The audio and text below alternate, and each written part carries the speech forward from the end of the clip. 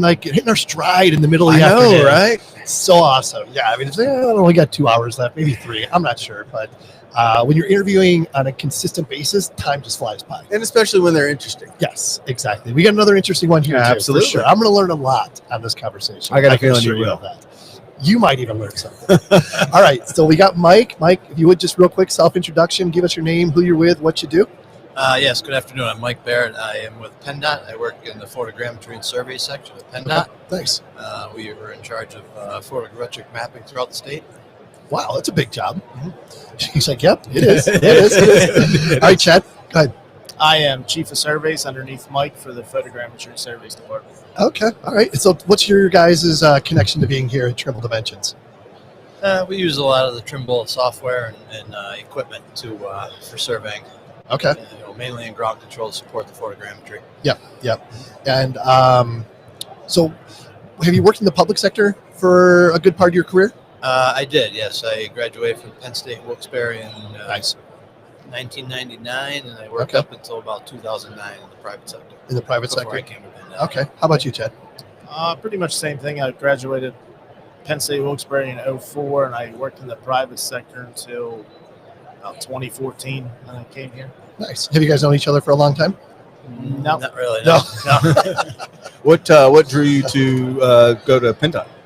I was starting to get to the point where I just kept bouncing around consulting firms and kind of got sick of it. I just interview with one firm after another, and I got an interview with PennDOT, and I said, that's probably the landing spot. Yep. Nice. Yep. Nice. So you like working in the public sector? Yes. Yes. Awesome.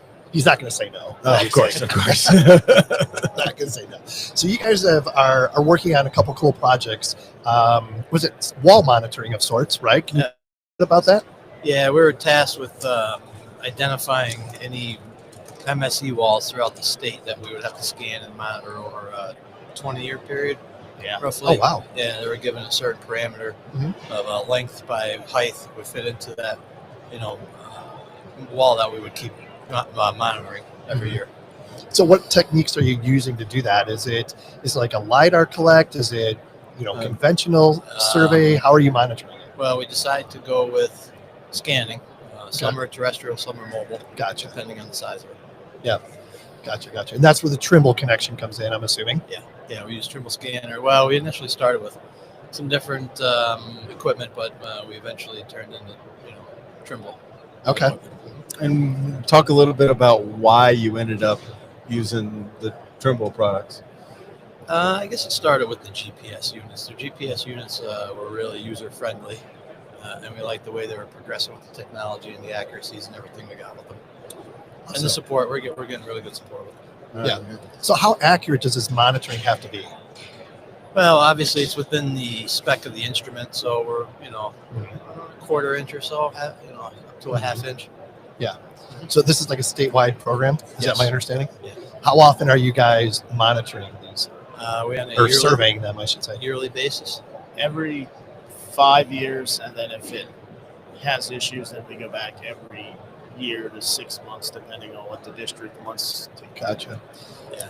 So give us a little perspective here. Like, how many of these walls move? All of them to some degree? So far, we've seen 2 out of 170. Oh, wow. Okay. All right. That's reassuring, I guess, right?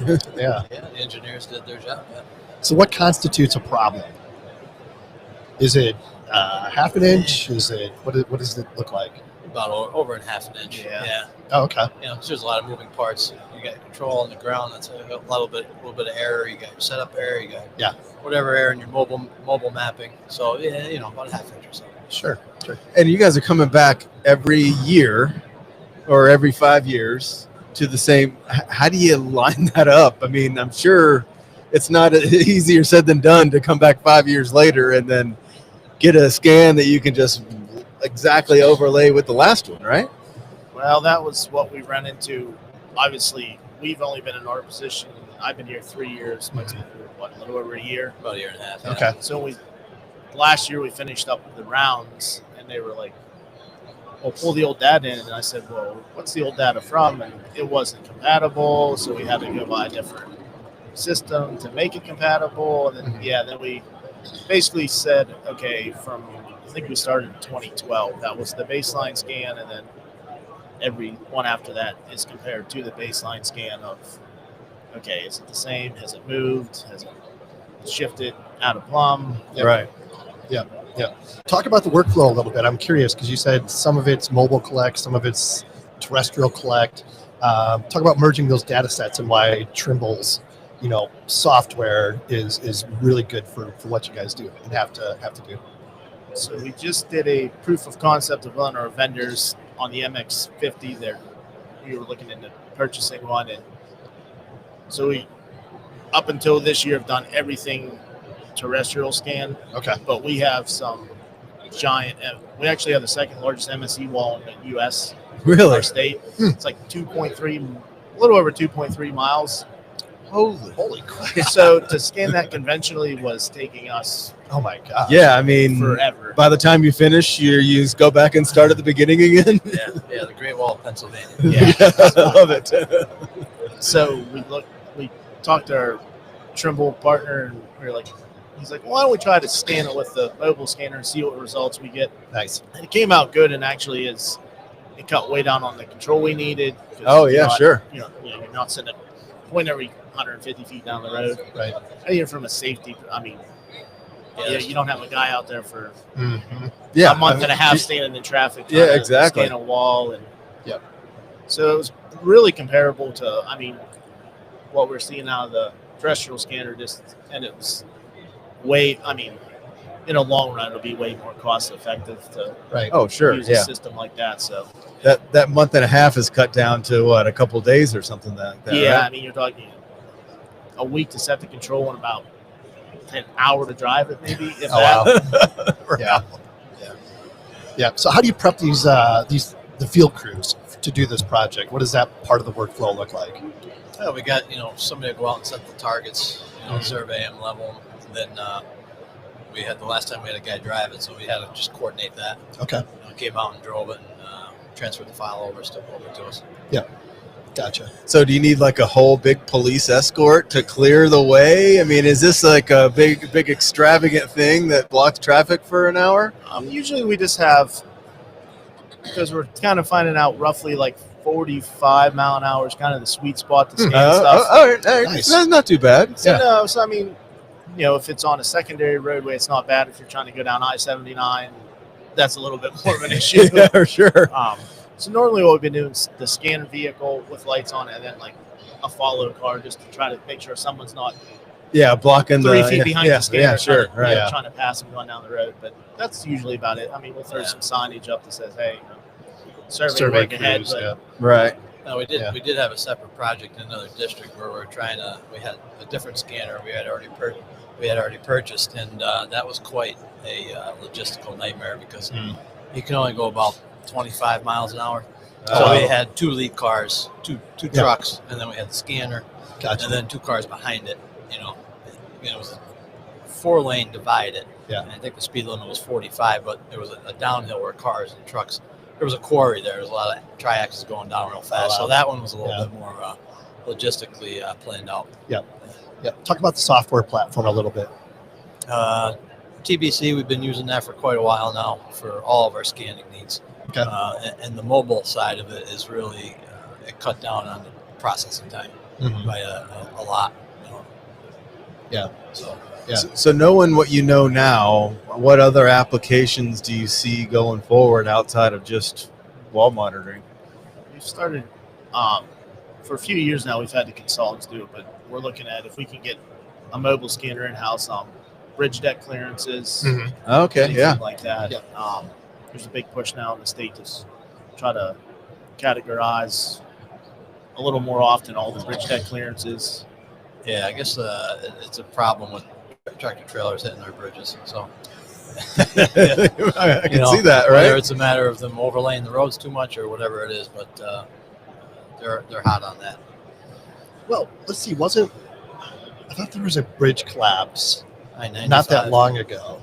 Was that what it was? Yeah, right outside of Philly. But it was an accident where a tanker truck got in an accident. Okay. It was full of fuel. It caught on fire. And Just there- speaking. Oh Yeah. yeah. There's not a lot you can do about that. Yeah. Exactly. I think the mobile mapper, we got we had the opportunity. Well, if we had it, we would have had a lot more I3R jobs. They're called, just basically like resurfacing of the road, where you can do a quick mobile scan of it and get a pretty good surface of it, and you get your slopes and your your crowns and your supers pretty accurately, and then you can go in and mill and fill it properly. Gotcha. Oh yeah, I didn't even think about that. Because traditionally you're either guessing or assuming it from as-built. Yeah, or just visually looking at it, So, So what is the deliverable? Is it just a point cloud, or is it like a heat map or something? What? Actually, it's a surface. We've been given the design crew surfaces. Yeah. Got it. And then how do you communicate those findings to everyone else, especially on wall monitoring? I mean, you just break it down. Like, do you have something visual that they can Trimble see? Connect, Or buddy. I mean, Trimble Connect. We could. Currently, what we're doing is putting actually a cut fill map vertically on it, Oh, okay. and then we'll tell it, percent tolerance is at 800. So Yeah, And then and it so it just kind of gives jumps us- out at you, right? yeah, so then we set it. We can send them the actual. Some of the designers don't have TBC, so that causes an issue. But if not, we'll just send them a PDF of it. Hey, here's the wall where it's red. There's an issue. Right. With the mobile map, obviously, to send a PDF of 2.3 miles, you can't. Yeah. Specs. Right. So what we worked with our dealer was, if you put a base on the bottom of the wall, there's actually a station offset report you can run. So we put one at the bottom and one at the That's top, awesome. and then it actually tells us how out of plumb it is in the direction. Okay. Yep. And you can set it for whatever you want, every 5 to 500 feet, or it runs a nice report, gives you the station, offset, which direction, left or right, Nice. spits it out in a CSV, and we can just email it to the designer or the consultant or whoever needs to go to, and Nice. it's easy for them to look at.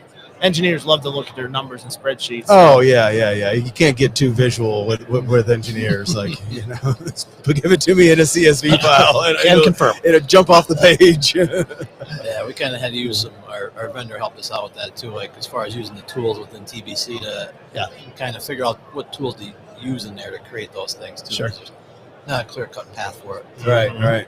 Yep. So you said you just wrapped up a proof of concept, right? What were some of the challenges along the way that you guys encountered before you got to the point? It's like, okay, You're gonna have to come to our session to hear that. there we go. There we go. Oh, yeah, you're I letting see the what he's cat out of doing the here. bag a little bit Yeah. there. See what he's Yeah. Nah, just kidding. What do you? We use pink paint for our targets, and that, for whatever reason, the scanner just picks up white so much better than pink. So, Really? Yeah, that was when they drove it. They were like, we didn't use the proper size targets because originally it wasn't a mobile scanner job, but Right. yeah, he was like, if we do another one, he used white. He's like, it's really hard to pick the pink out of Okay.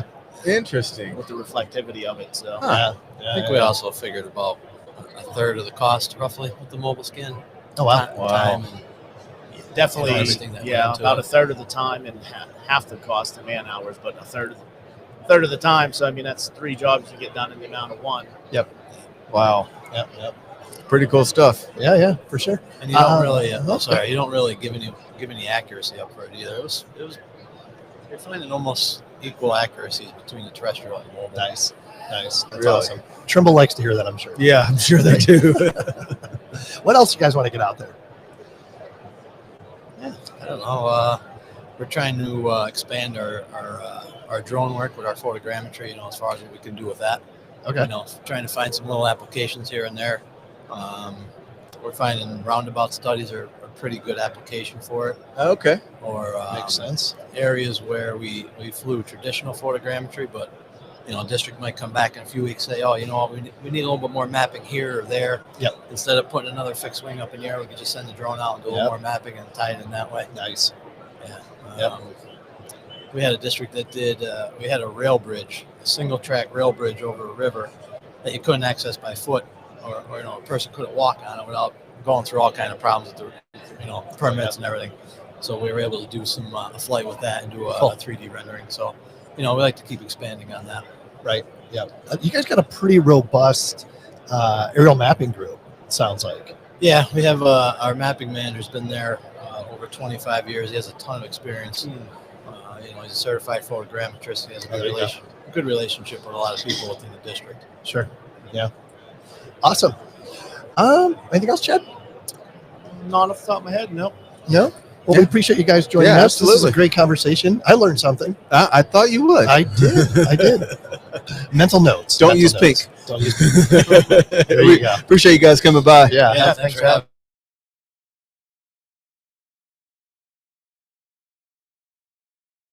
us. You bet. Awesome. Thanks, man. That was awesome. Thanks, guys. Yeah, thanks for You having us. guys, you guys want a hat? Sure. What color you want? We have options. I guess the one that's going to get the least dirty. Thank you. Appreciate it.